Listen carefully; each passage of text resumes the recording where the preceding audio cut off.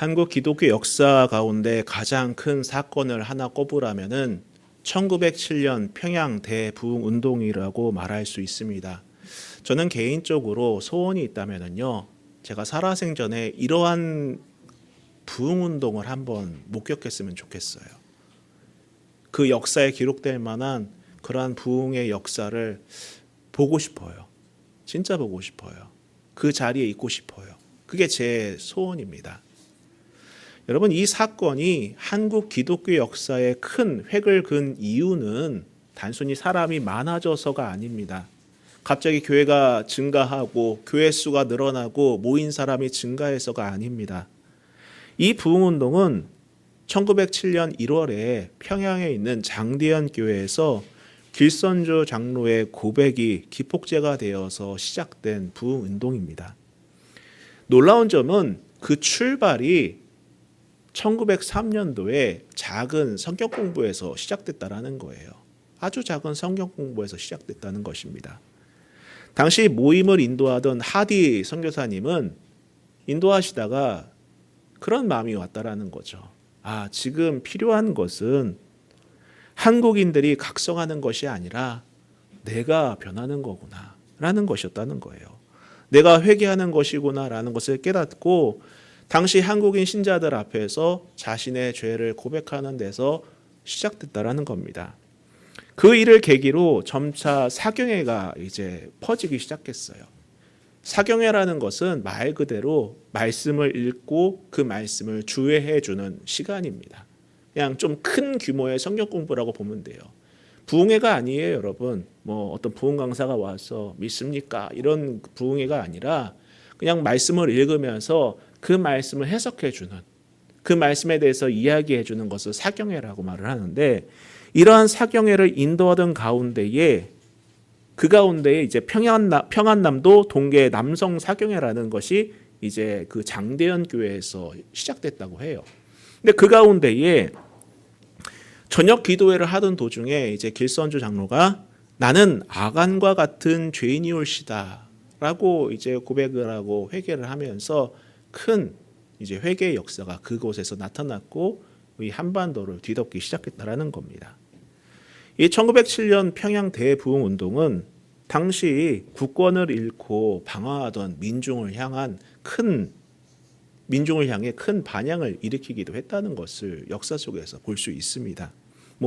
여러 가지가 있긴 하지만은 몇 가지 사례를 보면은 단순히 교회가 증가했다라는 것이 아니라 실제로 사람들 마음의 변화가 일어나기 시작했어요. 대표적으로 당시에는 여성 지위가 높지 않았잖아요. 남녀 평등이라는 개념이 없던 시절이었는데 여성의 지위가 향상이 되기 시작했습니다. 그리고 신분제가 심했잖아요. 신분제가 타파되기 시작했어요. 그리고 사람들이 이제 가르쳐야겠다. 교육의 열기가 불기 시작했으며 의식이 바뀌기 시작했습니다. 그리고 민족 의식에 대한 고취가 일어났고 미신을 이제 타파해야겠다라는 등의 여러 가지 변화들이 그 부흥운동을 계기로 이제 시작됐다는 것을 봅니다. 여러분, 부흥이라는 것은 단순히 사람이 많아지는 것이 아닙니다.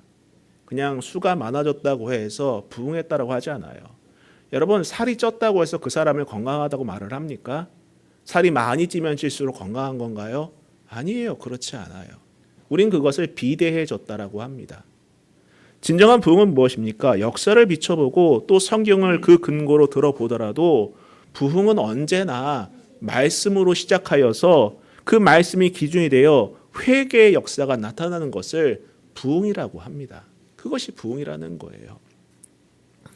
오늘 말씀을 통해서 부흥이 무엇인지에 대한 그 근거를 다시 한번 마주하게 됩니다.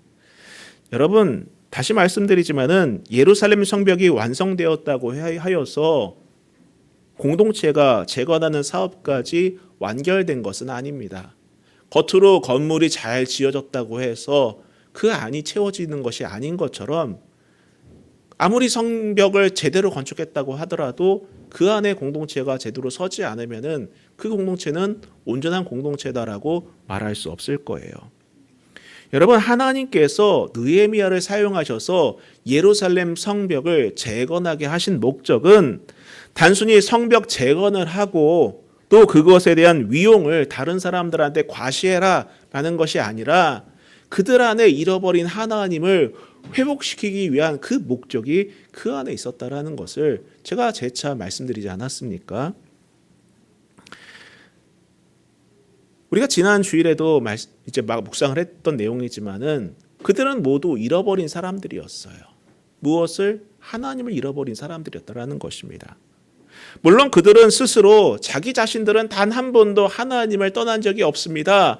우리는 하나님을 잃어버린 적이 없습니다라고 말은 해왔지만은 과거 이스라엘의 모습은 어땠습니까? 종교의 옷은 입고 있었지만은 하나님을 떠난 사람들이었다라는 거예요. 이들은 하나님을 예배한다 했지만은 맹목적으로 자신들이 믿고 싶은 대로 하나님을 믿었어요. 자신들이 원하는 대로 하나님을 신앙했습니다.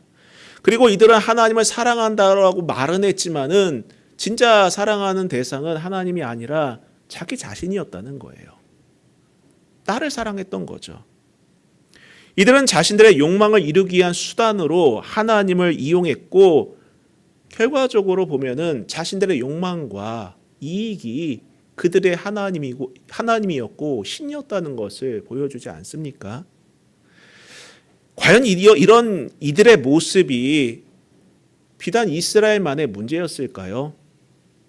성경에 나오는 이들의 모습은 여러분 사실 우리를 비춰주는 거울이기도 하다는 겁니다.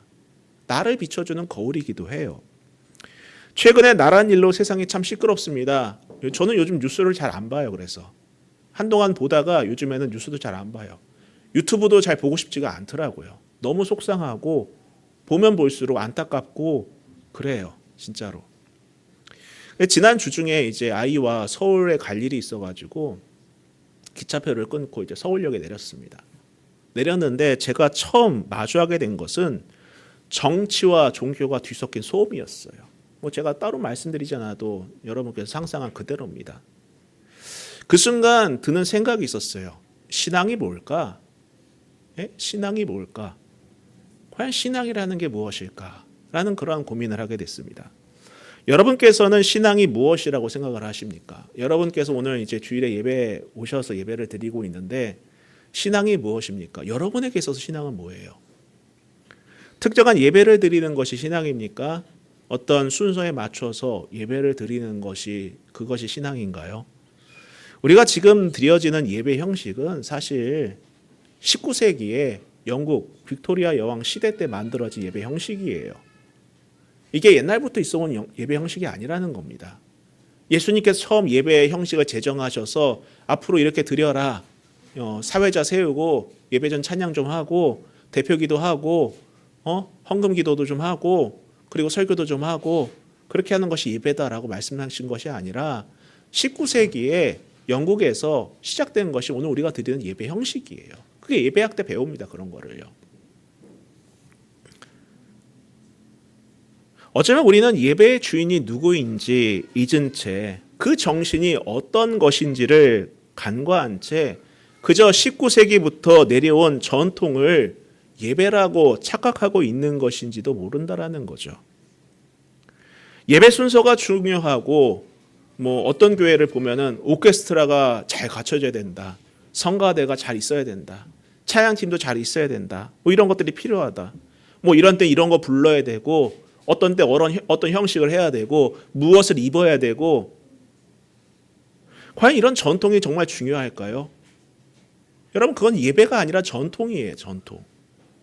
예수님께서 이 땅에 오셨을 때에 가장 먼저 깬 것이 무엇입니까? 전통이었어요. 예수님께서 예루살렘에 입성하셔서 가장 먼저 간 곳이 어디였습니까? 예루살렘 성전이었습니다. 그곳에서 가장 먼저 한 일이 무엇이었어요? 성전 정화, 전통을 깨는 거였다라는 거예요.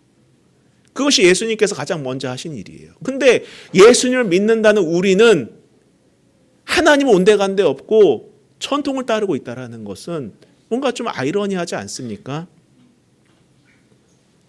우리가 드리는 예배는 무엇을 위한 것입니까? 특정한 정치 이념을 주입시키기 위함입니까? 아니면 내가 바라는 것들을 이루기 위한 가장 저렴한 수단으로 드리는 것입니까? 혹자는 그런 생각을 하는 사람도 있을 것 같아요. 내가 예배하면은 내가 이루고 싶은 것을 이루지 않을까. 그렇죠. 내가 큰 부자가 되고 싶은데 예배 나가는 것은 그리 어렵지 않거든요. 그렇지 않습니까? 내가 병고침을 받고 싶은데 예배 나가서 헌금 몇 푼 하는 것 그리 어렵진 않거든요. 병원 치료비보다는 덜 들고 내가 투자한 것보다는 더 많은 것을 거둘 생각을 하다 보면은 어떻게 보면 예배만큼 저렴하고 가치 창출할 수 있는 수단이 없을 것 같아요. 그러한 생각으로 접근한 사람도 있다는 겁니다. 다시 말씀드리지만은 여러분, 과거 이스라엘의 모습은 오늘날 우리를 비추는 거울과도 같아요. 그들만의 문제가 아니라는 것입니다. 이들을 통해서 우리는 나 자신을 보아야 합니다. 나의 현 주소를 발견할 수 있어야 돼요. 그들이 하나님을 잃어버린 이유도 똑같습니다. 예배가 아니라 전통을 중요시해서 망한 거예요. 그리고 하나님을 자신들의 정치적인 목적을 위한 수단으로 이용해서 망한 겁니다. 무엇보다 자기 신앙을 개개인의 이익과 목적을 위한 마치 보험을 들어놓는 것처럼 전락시켜서 그들은 실패한 거였어요. 그래서 그들은 잃어버린 존재가 돼버린 것입니다. 그런 이유로 이들에게는 회복이 필요했던 겁니다. 잃어버렸기 때문에 회복이 필요했던 거예요. 그리고 그 회복은 지금 우리에게도 똑같이 필요합니다. 여러분에게 필요한 것은 무엇인 줄 아십니까? 당장 내게 결핍이 있는 그 무언가가 아니에요. 내게 필요한, 내가 생각하기에 내게 가장 필요하다고 여기는 그것이 아니라 하나님을 회복하는 거예요. 말씀을 회복하는 것이고 우리 안에 예배가 회복되는 것입니다. 그게 가장 중요하다는 사실을 잊지 마시기를 부탁드립니다. 자, 그러면 그 회복은 어떻게 시작됩니까? 그 시작은 언제나 하나님의 말씀에서 출발한다는 사실을 잊지 마세요. 우리가 지난 주일에 8장을 나누면서 나눈 내용도 그 부분 아닙니까? 자, 그리고 이 말씀이 우리 안에 들어왔을 때 나타나는 변화가 비로소 회개라는 거예요. 그게 회개입니다. 단순히 감정적으로 북받쳐서 내 잘못들을 나열하고 눈물로 탄식하고 통곡하는 것만이 회개가 아니라 말씀이 내 안에 들어와서 내 안에 진정한 변화, 인격적인 변화, 모든 전인적인 변화가 나타나는 것이 회개라는 거예요. 그게 회개라는 것입니다. 한번 말씀을 보도록 하겠습니다. 1절부터 다시 보면은요. 그달 스문 나은 날에 이스라엘 자손이 다 모여 금식하며 굵은 베옷을 입고 티끌을 무릅쓰며 모든 이방 사람들과 절교하고 서서 자기의 죄와 조상들의 허물을 자복하고. 자, 앞서 초막절 집회라고 하죠. 우리가 나눴던 내용이 무엇이었습니까? 그들이 어떤 모습을 보였어요? 모두가 성전 문 앞으로 나와서 어떻게 합니까? 자원해서 하나님의 말씀을 듣고자 했습니다. 그리고 그 말씀을 들었을 때에 그들은 눈물을 흘렸어요. 그리고 기뻐하였습니다. 그런 집회를 말하는 거예요. 그 집회가 끝난 직후 백성들은 누가 시키지도 않았는데 자원해서, 누가 하자고 주동하지도 선동하지도 않았는데 자원해서 금식 성회를 개최합니다. 이들은 느헤미야와 에스라의 권면에 따라서 하나님을 기뻐하는 시간을 가진 후에 이제는 자신들과 조상들의 죄를 자복하고 있다라는 거예요. 그리고 이때 이들은 굵은 베옷을 입었다고 하는데 이는 회개의 표시로 입는 것입니다. 그리고 머리에 티끌을 뒤집어 쓰는 행동, 무릎 쓰다라는 것을 뒤집어 쓰다라는 말인데 뒤집어 쓰는 행동은 극도의 슬픔을 표현하는 행위예요. 자, 그러면서 이들은 뭐라고 말합니까? 이방 사람들과 절교했다라고 말을 해요. 절교했다. 절교하고 자신들의 죄와 조상들의 죄를 자복합니다. 참고로 절교하다라는 이 말은요, 나 이제 더 이상 너희들하고 안 사겨. 나 너희들하고 이제 더 이상 교류 안 할래. 나 너희들 이제 안 만날 거야. 우리식으로 생각하는 그러한 절교가 아니에요. 여기서 말하는 절교는 히브리 말로 바달이라는 말인데 구분하다, 분리하다, 잘라내다라는 거예요. 구분하다, 분리하다, 잘라내다. 우리가 지난달에 이제 큐티를 하실 때 여호수아를 묵상하지 않았습니까? 여호수아서 마지막 부분을 보면은 여호수아가 뭐라고 권면합니까? 나는 이제 하나님만 섬기겠다라고 선언합니다. 나는 이제부터 하나님을 섬기겠다. 그러니까 너희들도 이방신을 따르지 말고 하나님만을 섬겨라 라는 권면하는 내용이 그 안에 있어요. 왜냐하면은 가나안 땅을 정복하긴 했지만 여전히 그 땅 안에는 가나안 거주민들이 살고 있었기 때문입니다. 정부는 무너졌지만은, 그래서 이스라엘 정부가 세워졌지만은 여전히 그 땅 안에는 그 땅의 그 습관, 예전 습관대로 살던 가나안 거류민들이 여전히 존재했다라는 거예요. 그래서 하나님께서는 이스라엘에게 그 약속의 땅을 주시면서 그 땅을 허락하신 목적은 소유하는 게 아니다. 너희가 그것을 소유하는 데 목적이 있는 것이 아니라 그 땅에서 너희는 하나님의 백성으로서 살게 하기 위해서이기 때문에, 그래서 너희들은 그 땅의 신을 쫓지 말고 너희의 믿음과 신앙을 지키고 하나님만을 섬겨라 라고 권면해주고 있었던 거예요. 문제는 그들이 처음에는 잘했어요. 처음에는 하나님만을 섬겼습니다. 하나님만을 예배했어요. 그러나 나중 가서는 그 마음이 흐트러지기 시작했고 급기야 그 가나안에 있던 그 음란과 탐욕적인 문화에 빠져들기 시작했다라는 거예요. 그들과 뒤섞이기 시작했습니다. 급기야 오늘 우리식대로 말한다면 이렇게 말할 수 있을 것 같아요. 주일에는 교회 나와서 예배는 드리는데, 그렇죠? 교회 나와서 예배는 드리는데 예배를 마치고 나서 집에 돌아가면은 그냥 옛 모습 그대로 사는 거예요.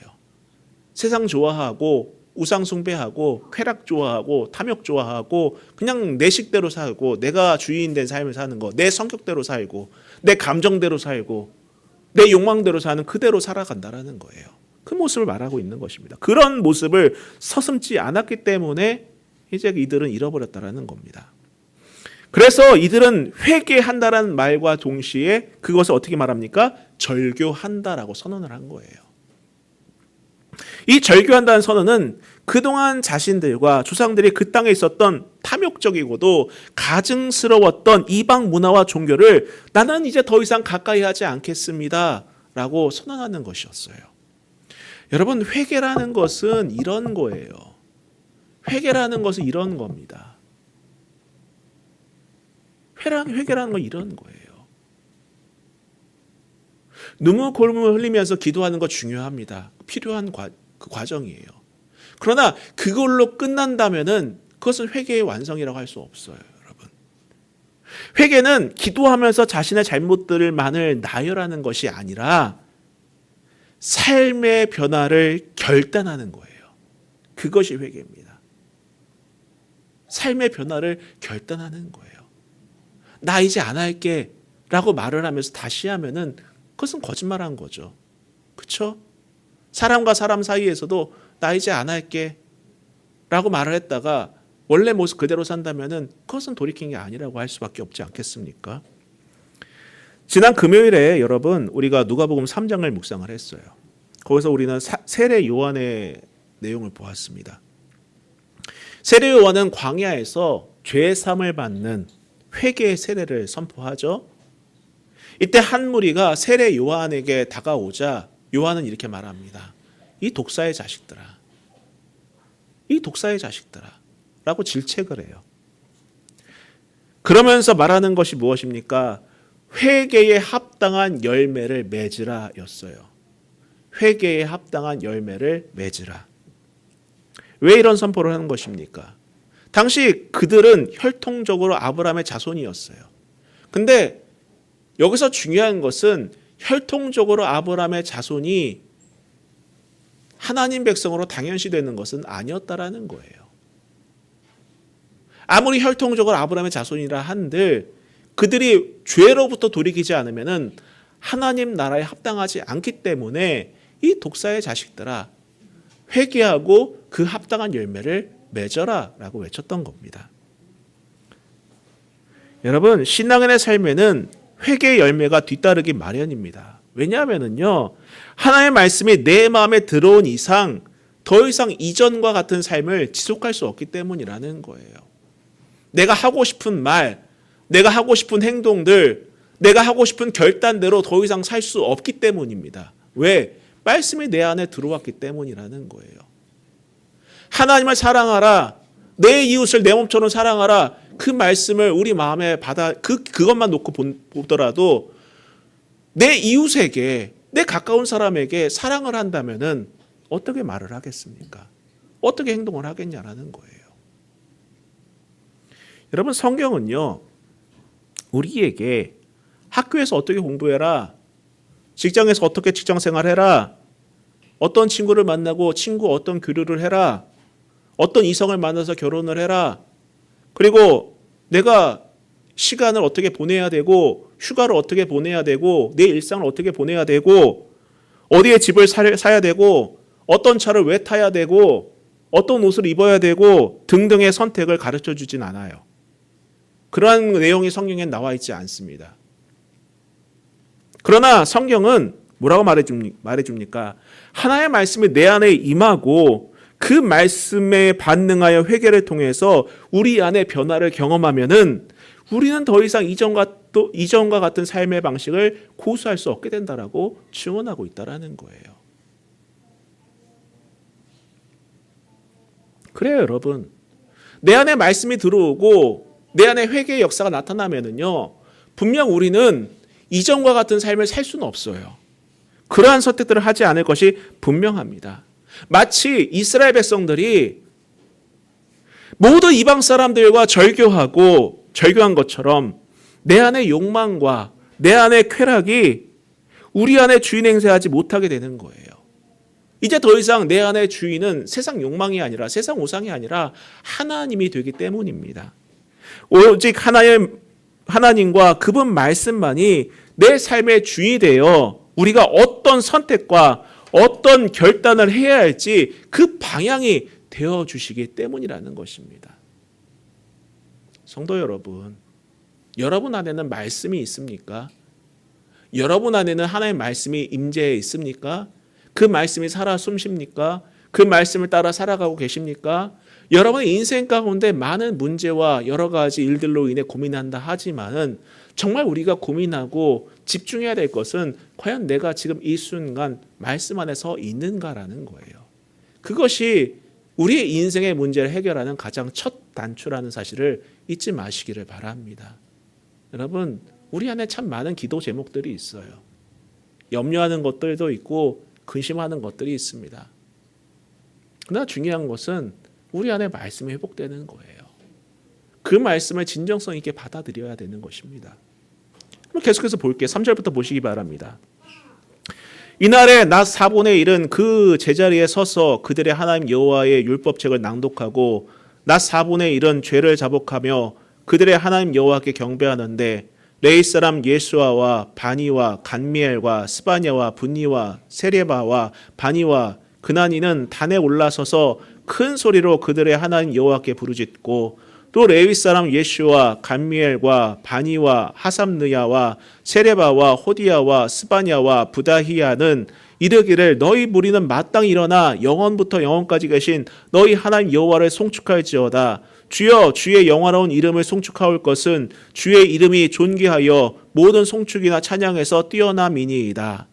여러분, 우리는 이 말씀 안에서 놀라운 변화를 목격해요. 이스라엘 백성들의 놀라운 변화를 목도하게 됩니다. 성경을 보면 뭐라고 말합니까?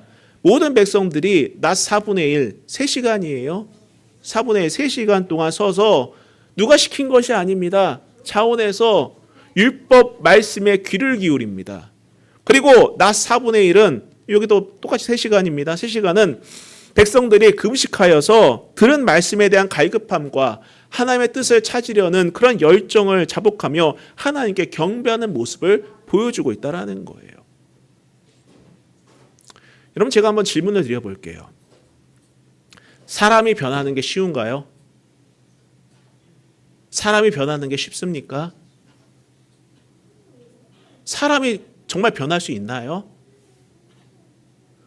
저도 자녀를 양육하는 입장에서 자녀도 말을 해도 안 변해요. 그렇지 않습니까? 다른 사람은 더 말할 것도 없겠죠. 사람은 좀처럼 변하기 어려운 존재예요.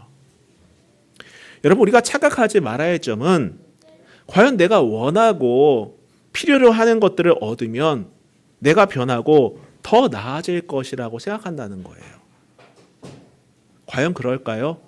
아니에요. 인간은 본질적으로 그럴 수 없어요. 내가 원하는 것을 이루면 난 예배 생활 더 잘할 거야. 내가 원하는 것을 누리면은, 내가 원하는 것을 소유하면은 나 더 신실해질 거야. 하나님 더 찬양할 거야.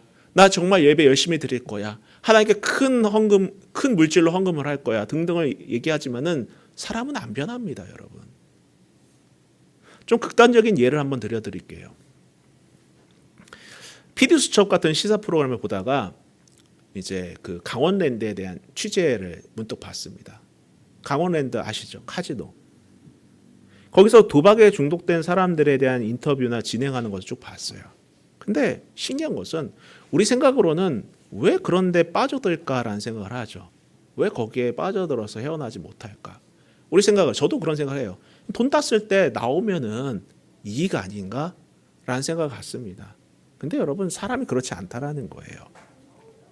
초심자의 행운이라고 해서 처음에는 작은 돈으로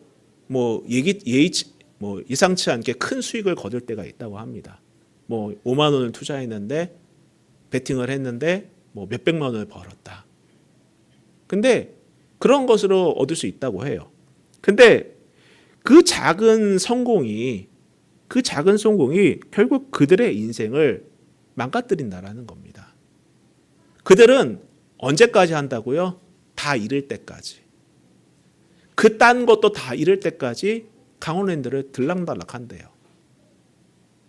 그 딴 것을 다 잃을 때까지. 이게 인간의 본성입니다.